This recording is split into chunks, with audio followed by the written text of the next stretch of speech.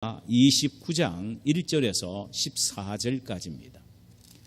구약성경 예레미야서 29장 1절에서 14절입니다. 오늘 말씀의 제목을 함께 따라 하실래요? 너를 향한 나의 생각은, 너를 향한 나의 생각은. 본문은 바벨론 포로 중에 있는 유다 백성들에게 보낸 선지자 예레미야의 편지입니다. 하나님은 예레미야를 통하여 포로 중에 있는 유다 백성들에게 편지를 쓰게 하셨습니다. 그런 면에서 이 편지는 하나님의 편지이지요. 예레미야는 단지 하나님의 뜻을 받아 적는 대필자에 지나지 않습니다. 그래서 본문의 내용 중간중간에 하나님의 말씀이라는 말씀이 6번이나 소개되고 있습니다. 4절에 만군의 여호와 이스라엘의 하나님께서 예루살렘에서 바벨론으로 사로잡혀 가게 한 모든 포로에게 이와 같이 말씀하시느니라. 8절에 만군의 여호와 이스라엘의 하나님께서 이와 같이 말하노라. 그 다음에 10절에 여호와께서 이와 같이 말씀하시느니라. 또 11절에 여호와의 말씀이니라. 14절 앞부분에서는 이것은 여호와의 말씀이니라. 또 마지막 부분에서도 이것은 여호와의 말씀이니라. 이 편지는 유다 백성들의 역사에 가장 가슴 아프고 수치스러웠을 때에 보내어진 편지입니다. 바벨론의 느부갓네살 왕이 병사를 이끌고 예루살렘으로 점령한 후에 유다의 여호야긴 왕을 잡아서 바벨론으로 끌고 갑니다. 그리고는 여호야긴 왕의 삼촌이 되는 시드기야를 임시로 왕으로 세웁니다. 그러니까 시드기야 왕은 일일이 바벨론 느부갓네살 왕의 지시를 받아서 통치를 하는 그야말로 섭정왕처럼 행세할 수밖에 없었습니다. 이제 시드기야 왕의 존립은 느부갓네살 왕에게 달려 있었죠. 더 나아가서 유다나라의 운명도 언제 끝날지 모르는 그야말로 풍전등화와 같은 상태에 있었습니다.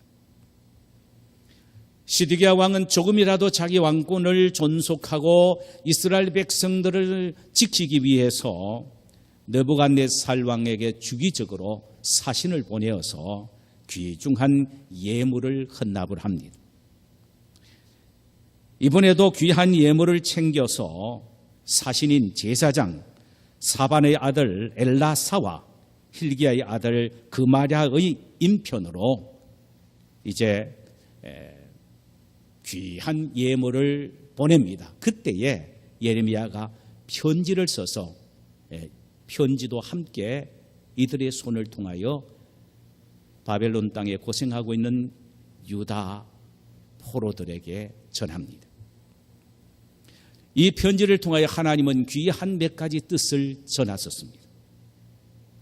그 편지의 내용 가운데 첫 번째로는 너희들의 고통에는 하나님의 뜻이 있고 그리고 하나님의 정하신 기간이 있다라는 것입니다. 우리 모두가 겪는 일은 우리가 감당하기 힘들고 어려운 상황을 만나게 되면 참 답답해하고 심히 낙심하게 되죠. 바벨론으로 포로로 잡혀간 이스라엘 백성들의 마음 역시 엄청나게 고통스러웠을 것입니다. 성지 예루살렘은 이방인들에게 점령당하고 왕은 불모로 잡혀왔고 자신들은 비참한 노예 생활을 하고 있었기 때문입니다. 자신들의 처장의 모습을 보면 절망할 수밖에 없었습니다. 그때에 그들에게 찾아와서 말을 하여 소망과 희망을 준 사람들이 있었으니 그들이 바로 거짓 선지자들이었습니다. 거짓 선지자들은 달콤한 말, 아주 감진나는 말을 해서 온 유다 백성들을 미혹을 합니다. 이들의 거짓 예언의 내용들이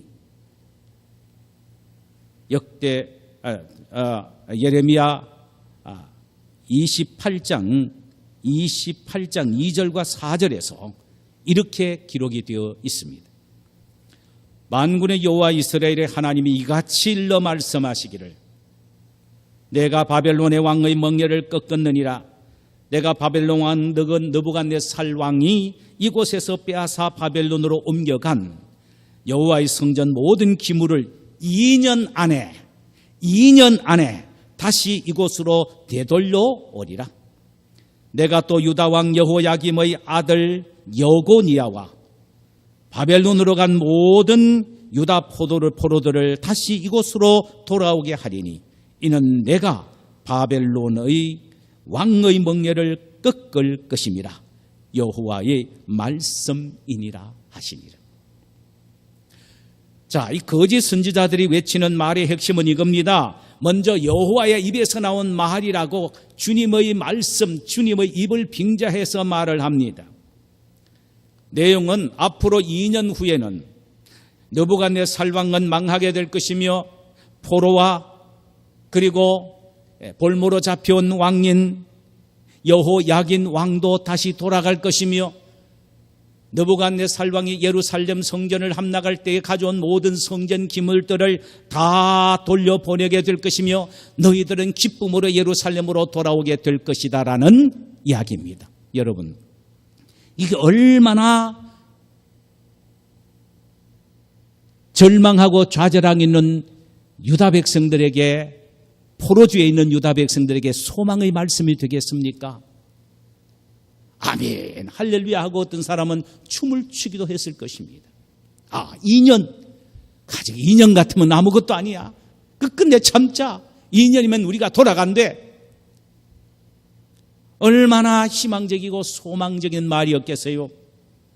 그러나 아무리 소망이 된다고 희망이 된다고 해도 하나님의 말씀이 아닌 것은 단호히 배격해야 합니다. 그래서 거짓 선지자들의 거짓 예언을 물리칠 것을 하나님은 예레미야의 글을 통하여 본문 8절에서 9절 사이에 이렇게 말씀을 하셨습니다. 만군의 여호와 이스라엘의 하나님께서 이와 같이 말하노라. 너희 중에 선지자들에게와 점쟁이에게 미혹되지 말며 너희가 꾼 꿈도 거짓 듣고 믿지 말라. 내가 그들을 보내지 아니하였도다. 그들이 내 이름으로 거짓을 예언함이라. 여호와의 말씀이니라. 한마디로 말을 해서 그건 몽땅 다 거짓말이다. 나는 그들을 보낸 적도 없다. 내가 그들 입에 나의 말을 둔 적도 없다. 그들은 거짓말한 거짓 선지자다라는 것입니다. 여러분, 이 말을 들었을 때 이스라엘 백성들은 얼마나 헷갈리고 낙심이 되겠습니까? 얼마 전만 하더라도 2년만 하면 된다 그랬는데 그 말을 전부 공갈이니까 듣지 마라. 거짓말쟁이다. 그는 사기꾼이 말이라. 그거는 진짜 들을 수 있는 말이 아니다라고 미혹되지 말라고 말을 하니까 얼마나 낙심이 되겠습니까? 그러나 여러분, 하나님의 말씀이 아닌 것은 아무리 달콤해도 아무리 우리의 마음을 터치하고 감미로움을 준다 하더라도 우리는 단호하게 배격을 해야 합니다. 오늘날 많은 악한 사탄의 세력에 속아 넘어가는 사람들이 얼마나 많습니까? 내 주변에도 그런 사람이 있습니다. 기도를 하는데 달콤하게 귀에 속삭입니다. 얼마나 기분이 좋은지 모릅니다. 노처녀인데 시집을 간다 그러니까 얼마나 좋겠습니까? 할렐루야. 거짓말이다 말이에요. 이런 게 있다 이 말이죠. 얼마나 많은 미혹을 당해서 넘어집니까? 바로 이 부분을 예레미야는 터치를 합니다. 그리고 포로 생활을 하게 된 배경과 그 속에 나타난 하나님의 계획과 이 모든 것들을 낱낱이 기록해서 알려줍니다. 그것은 포로 생활은 하나님이 계획하신 하나님의 뜻이며 그 기간은 하나님이 정해 놓으신 것이라는 것입니다. 거짓 선지자들이 말하는 2년이 아니라 하나님이 70년으로 계획을 해놓으셨다는 것입니다. 여러분, 얼마나 기가 막힌 일입니까? 그렇잖아요. 2년이라고 했을 때는 할렐루야 할렐루야가 2년 거치면 멀고 나면 서기 해도 2년을 참고 기다릴 수 있다라고 하는데 세상에 70년입니다. 70년. 10절에서 이 사실을 이렇게 말합니다. 여호와께서 이와 같이 말씀하시느니라. 바벨론에서 70년이 차면 내가 너희를 돌보고 나의 선한 말을 너희에게 성취하여 너희를 이곳으로 돌아오게 하리라. 70년의 기간이 차면은 너희들이 돌아오게 될 텐데 그러면 너희들이 70년 동안 그곳에서 어떻게 살아야 할 것인가를 말씀해 주고 있습니다. 그게 4절에서 7절 사이입니다. 만군의 여호와 이스라엘이 하나님께서 예루살렘에서 바벨론으로 잡혀가게 한 모든 포로에게 이같이 말씀하느니라. 여러분 여기 잘 보세요. 하나님께서 바벨론으로 포로로 잡혀가게 하셨다는 것입니다. 하나님이 그렇게 하셨다는 것입니다. 자, 그러면서 무슨 말씀을 하십니까? 너희는 집을 짓고 거기에 살며 텃밭을 만들고 그 열매를 먹으라. 아내를 맞이하여 자녀를 낳으며 너희 아들이 아내를 맞이하며 너희 딸이 남편을 맞아 그들로 자녀를 낳게 하여 너희가 거기서 번성하고 줄어들지 아니하게 하라. 너희는 내가 사로잡혀 가게 한 그 성읍의 평안을 구하고 그를 위하여 여호와께 기도하라. 이는 그 성읍이 평안함으로 너희도 평안할 것임이니라. 이게 무슨 말입니까? 70년의 바벨론 포로의 기간이 있으니까 너희들은 뒤뜰에 텃밭을 만들고 거기에 곡식을 심고 그것을 따먹고 살아라.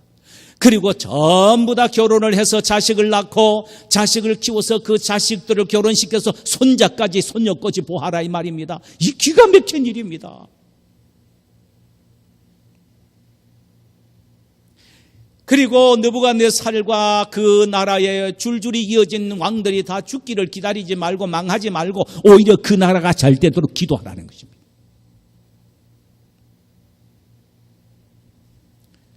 너무나도 충격적인 말인 것입니다. 이는 하나님이 정하신 기간이 있기 때문에 너희들이 임의로 서두르지 말고 적응하며 살아라는 말입니다. 70년이란 하나님이 정하신 기간이 지나면 하나님께서 예레미야 선지자를 통하여 말씀하신 약속대로 다시 그들로 하여금 고토로 돌아오게 하시겠다는 것입니다. 그러므로 하나님의 징계를 겸손히 받아들이고 오히려 새로운 성장의 계기로 만들라는 것입니다. 그렇다면 이 기간이 유다 백성들에게는 어떤 기간이었습니까? 온전히 하나님을 바라보게 하는 영적인 기간이었습니다. 자신들의 삶과 행동을 돌아보는 회개와 반성의 기간이었습니다. 하나님을 전적으로 의지하게 하는 영적 훈련의 기간이었습니다. 더욱 중요한 것은 이 기간에 하나님이 이스라엘을 떠나시는 기간이 아니라 하나님이 그 고통 중에서 이스라엘과 함께 하시는 기간이었습니다. 포로 생활 속에서 슬퍼하고 눈물 흘리며 고통당하고 아파하는 그들 속에서 하나님이 함께 아파하며 함께 고통하면서 그 속에서 그들을 위로하시는, 그래서 하나님의 따뜻한 사랑과 품을 느끼게 하는 기간이라는 것입니다. 사랑하는 여러분, 지금 내가 당하고 있는 고통과 고난은 우연히 생긴 것이 아닙니다. 이스라엘 백성들의 포로지를 나 여호와가 가게 했다는 말씀처럼 우리 모두 하나님이 우리에게 허락하신 것입니다. 여러분 믿으십니까? 예, 몇 명이 안 나오네요. 아멘 소리가. 너무 싫지요? 여러분 진짜 믿으십니까? 예, 하나님이 작정하신 것입니다. 여러분, 우리에게는 하나님의 필연이 있지 우연이라는 것은 없습니다. 모두 다 하나님이 계획하신 하나님의 작정입니다. 그러므로 우리는 이 기간을 전적으로 하나님만 바라보는 믿음의 기간으로 삼아야 합니다. 영적인 훈련의 기간으로 받아들여야 합니다. 하나님이 나를 더욱더 새롭게 하시는 성결의 기간으로 받아들여야 합니다. 무엇보다도 확신해야 될 것은 이스라엘 백성들처럼 지금 지금 내가 당하고 있는 고난과 고통의 현장에 하나님이 함께 하셔서 하나님의 능력의 손으로 나를 붙잡으시고 따뜻한 손으로 나를 감싸 안으시며 내가 너를 사랑한다, 내가 너를 도운다라는 주님의 음성을 듣게 되는 기간으로 믿으시기를 바랍니다. 그리고 지금 나에게 주어진 이 어려운 고통의 기간, 하나님이 정해 놓으시고 하나님이 함께 하시는 기간이라는 믿음을 갖고 적응을 해야 합니다. 그대로 받아들여야 합니다. 팔짝팔짝 뛰어봤자 해결될 게 하나도 없다는 말씀입니다. 그때 하나님은 우리의 기간이 지나면 능력의 손으로 우리를 붙잡고 일으켜 세워 주십니다. 할렐루야. 또 하나는 예레미야는 이 편지를 통해서 우리에게 고통에는 하나님의 심오한 뜻이 숨겨져 있다라는 사실입니다. 하나님의 심오한 뜻이 숨겨져 있다. 이는 하나님은 고통을 통하여 위대하고 거대한 작품을 만들어 나가신다는 말씀입니다. 여러분, 하나님이 우리에게 왜 고통을 주시는지 아십니까? 왜 때로는 실패를 주시고 아픔을 주시고 어느 때는 왜 우리에게 징계를 내리신지 아십니까? 하나님은 그 모든 것들을 통하여 우리에게 아름답고 멋있는 걸작품이 되도록 만드시기 위함입니다. 할렐루야. 오늘 11절을 보십시다. 여호와의 말씀이니라. 너희를 향한 나의 생각을 내가 아나니 평안이요 재앙이 아니라 너희에게 미래와 희망을 주는 것이니라. 기가 막힌 말씀을 하셨습니다. 하나님의 위대하고 심오한 계획이 그 포로지에 나타난다는 말씀입니다. 거기에 포로지에 있는 모든 유다 백성들이 마음속에 이글 타오르게 만들겠다는 것입니다. 바로 이렇게 새롭고 멋있는 하나님의 작품으로 만드시겠다는 것입니다.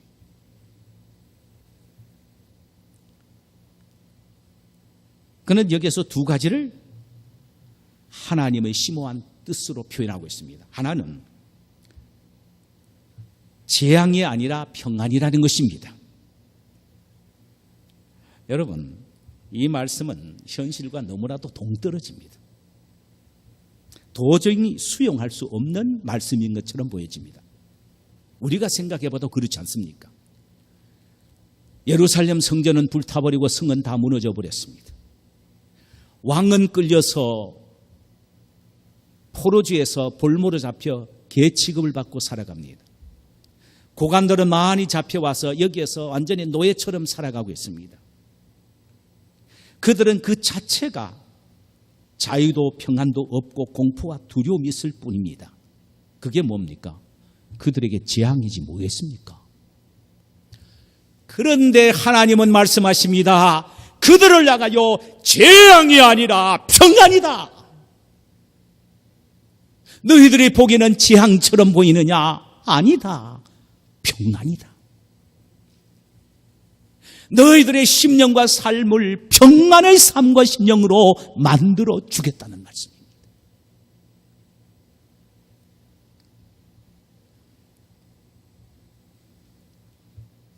여러분, 하나님이 재앙처럼 느껴지는 고통의 진흙 위에 둥글고 있는 유다 백성들에게 재앙이 아니고 평안이다.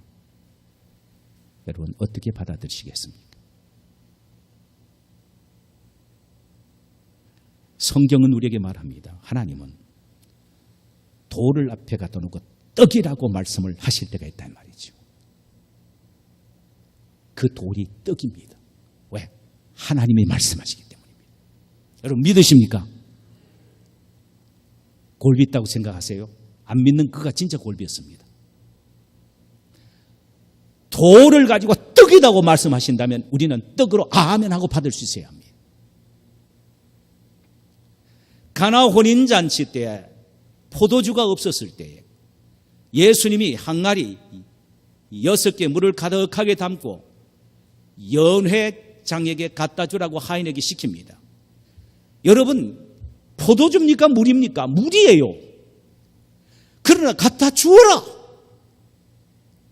주님이 물을 포도주로 말씀하시면 포도주인 거예요.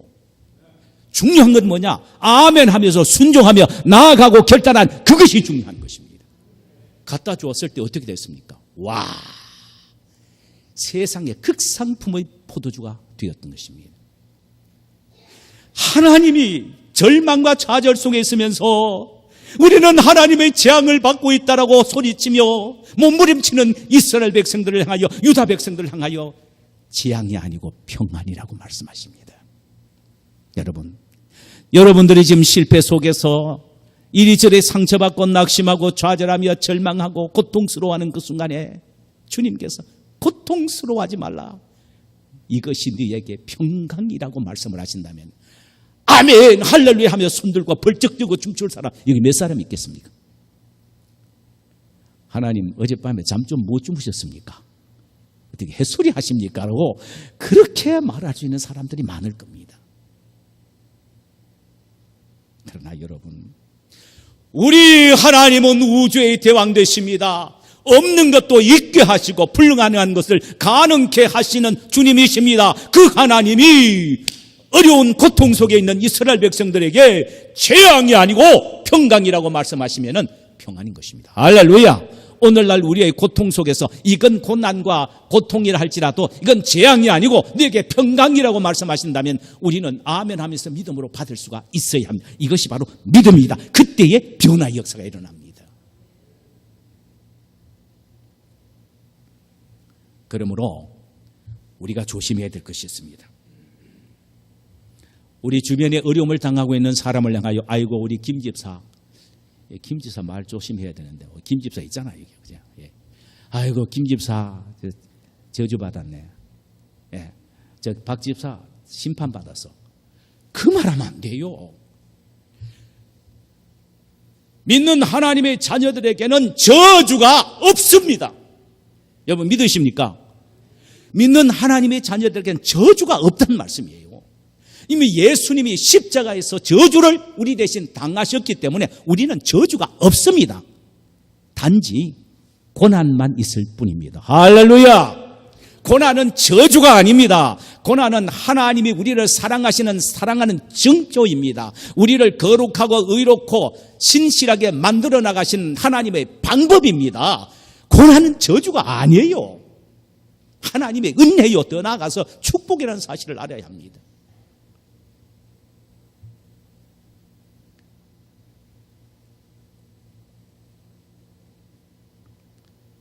하나님은 때로는 우리에게 시련과 고난을 주십니다.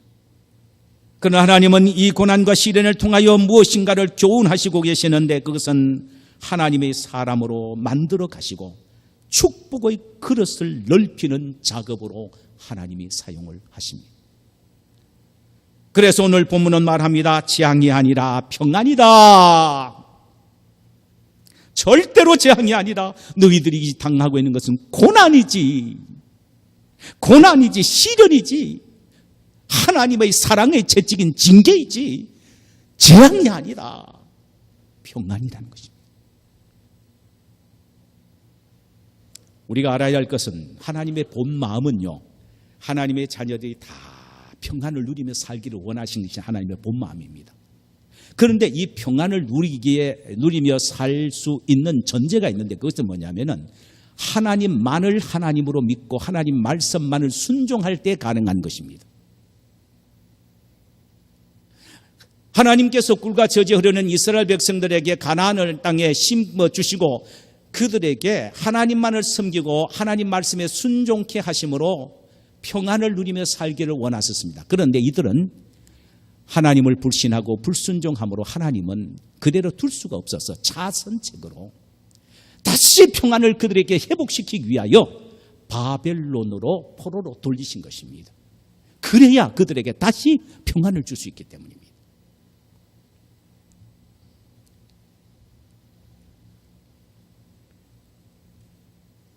그러므로 징계란 하나님의 뜻대로 살지 않는 하나님의 자녀들에게 돌이키게 하기 위하여 하나님이 사용하시는 방법이시지 절대로 재앙이 아닙니다. 저주가 아닙니다.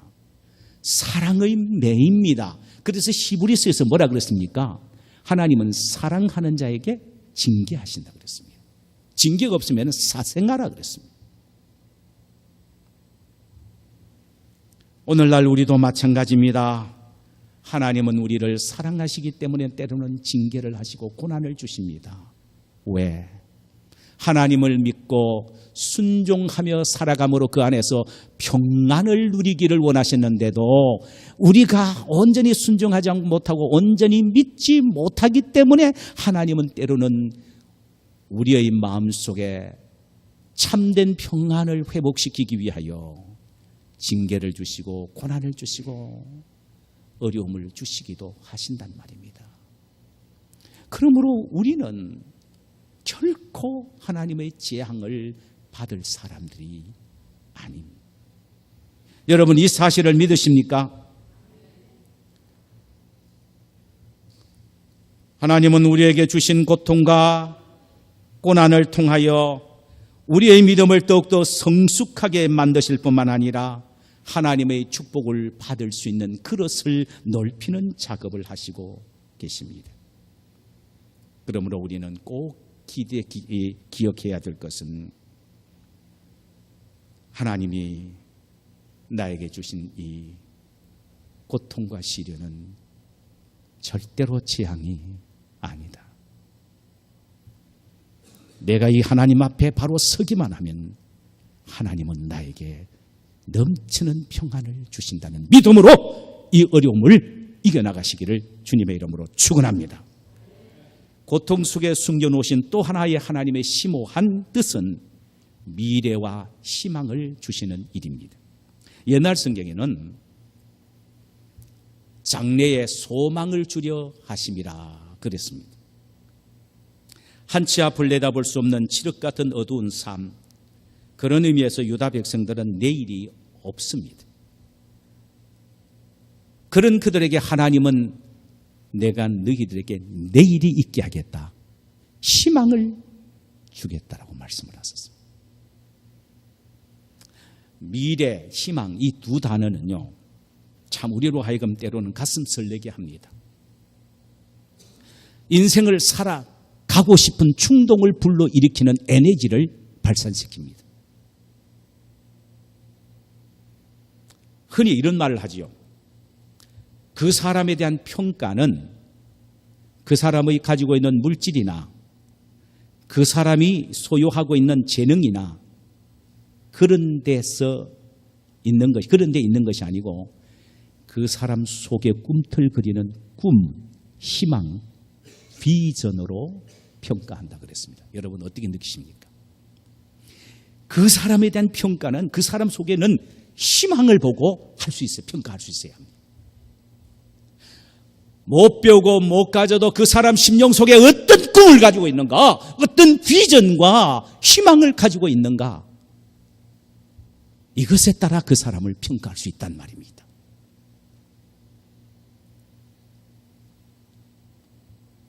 그런데요,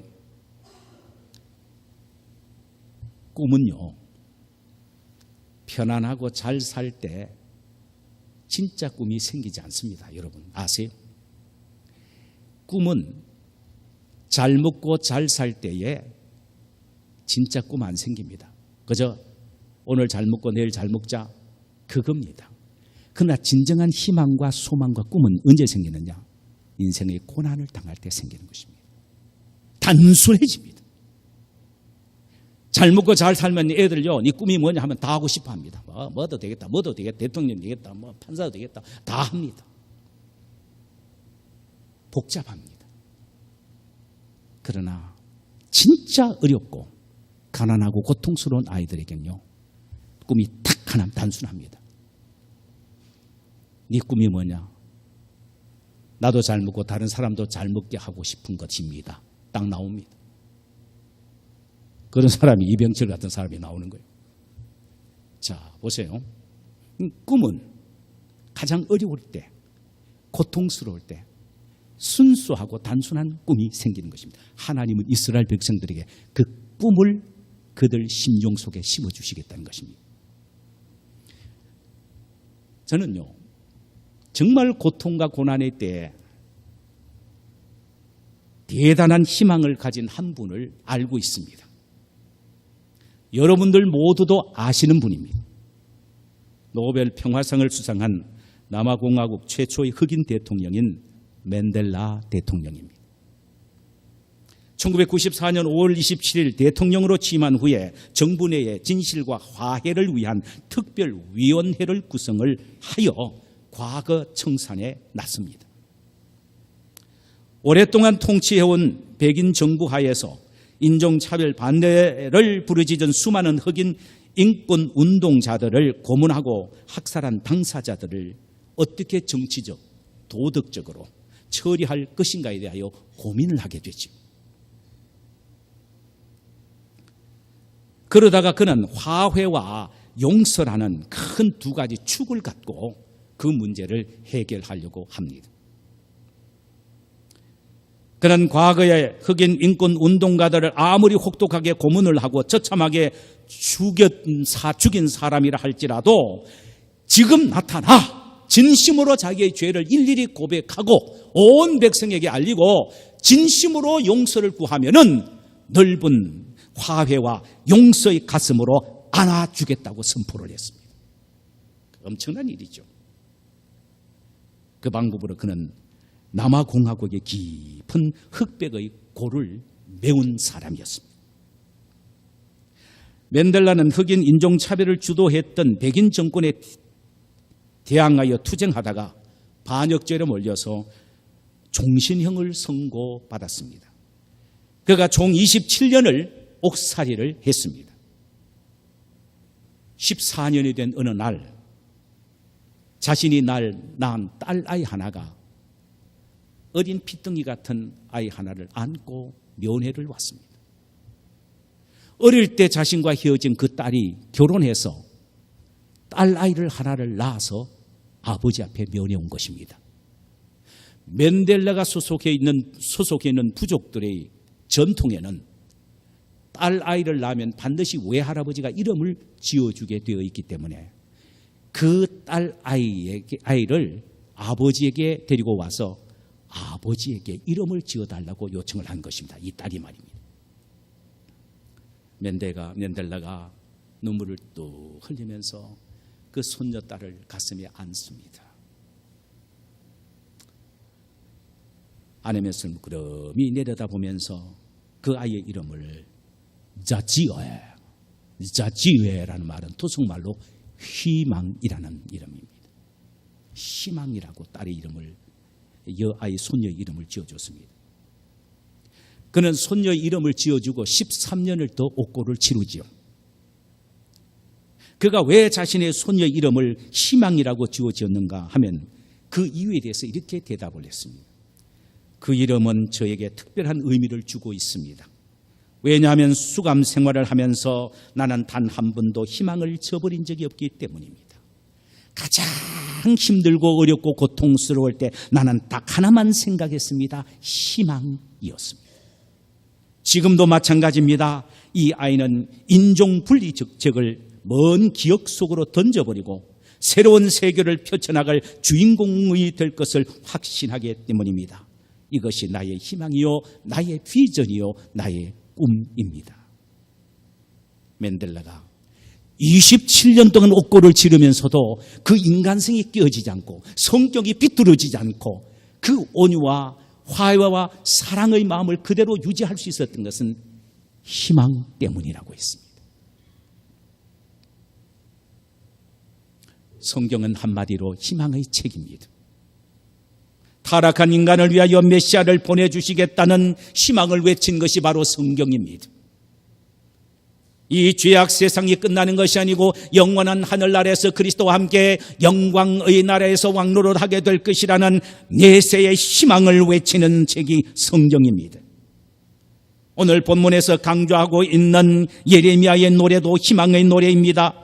바벨론 포로지에서 내일을 상실한 채 절망하고 있는 유대인들에게 너희에게 희망이 있다, 내일이 있다, 미래가 있다. 하나님은 너희에게 희망을 주시기를 원하신다. 이것이 하나님의 뜻이다 이렇게 외치고 있습니다. 자, 그러면은 예레미야가 외치는 희망이 무엇입니까? 14절에 이렇게 말합니다. 이것은 여호와의 말씀이니라. 나는 너희들을 만날 것이요 너희를 포로된 중에서 다시 돌아오게 하되 내가 쫓아버렸던 나라들과 모든 곳에서 모아 사로잡혀 떠났던 그곳으로 돌아오게 하리라. 이것은 여호와의 말씀이니라. 여러분, 여기서 예레미야가 외친 소망의 내용, 희망의 내용이 뭡니까?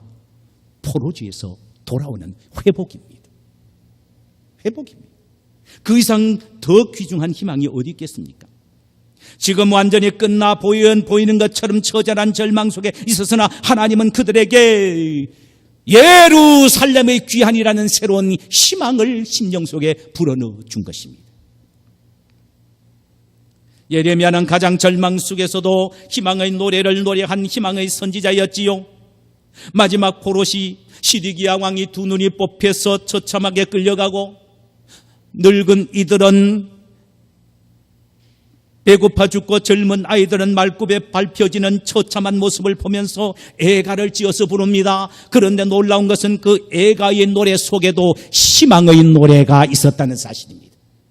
예레미야 애가서 3장 19절과 20절에 보면은 그는 애가의 노래를 이렇게 불렀어요. 내 고초와 재난 곧 쑥과 담즙을 기억하소서. 내 마음이 그것을 기억하고 내가 낙심이 되오나 이것을 내가 내 마음에 담아두었더니 그것이 오히려 나의 소망이 되었으면 여호와의 인자와 긍휼이 무궁하심으로 우리가 진멸되지 아니함이니라. 여러분, 처참하게 끌려가는 이 모습을 보면서 노래를 지어서 부르는데 그 노래가 소망의 노래라. 어떤 소망의 노래입니까? 아무리 어렵고 힘들어도 그 고통이 마치 쑥과 슬개를 씹는 듯한 그런 고통이라 할지라도 나는 소망을 갖고 있느니라. 그것은 여호와의 긍휼과 자비가 무궁하기 때문에 결코 이스라엘은 망하지 않는다는 소망입니다. 다시 회복한다는 소망입니다. 할렐루야. 다윗은요 희망의 노래를 부른 가수였습니다.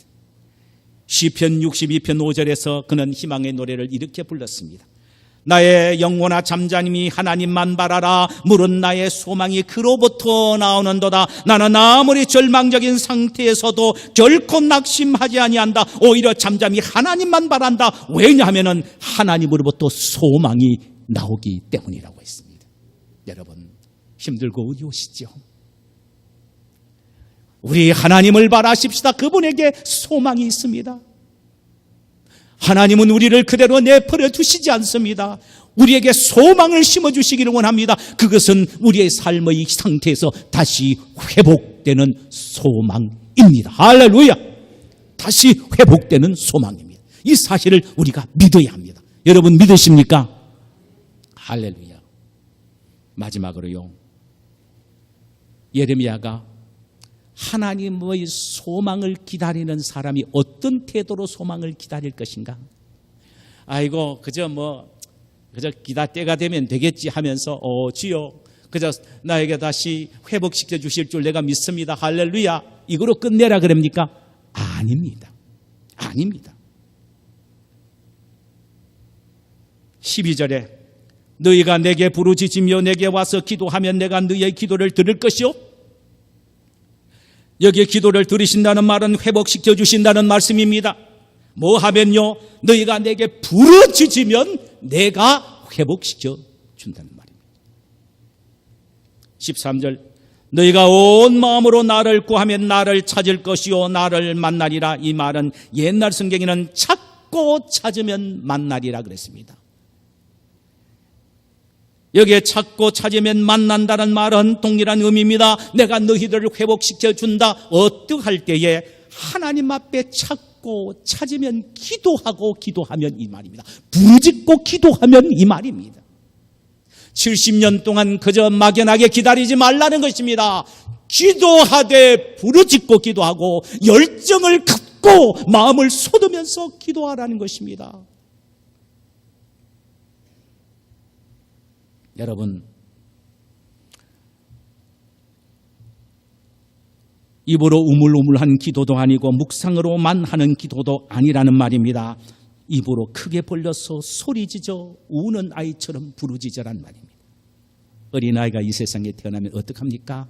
거꾸로 먹으나무 서기에서 울면 다행인데 안 우면 어떡합니까? 손바닥을 가지고 엉덩이를 탁 때립니다. 그러면 울지 않습니까? 안 우면 애는 심각합니다. 안 좋지요.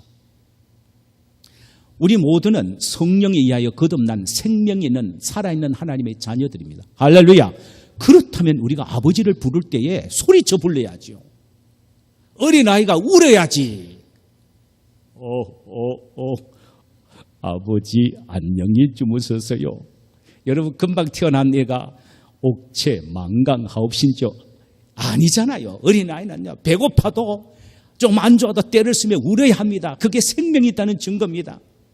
하나님 우리 아버지의 아들 딸인 우리는 끊임없이 외치며 하나님의 이름을 불러야 되는 것입니다. 그것이 성령 받은 사람들이 해야 될 자연적인 이치입니다.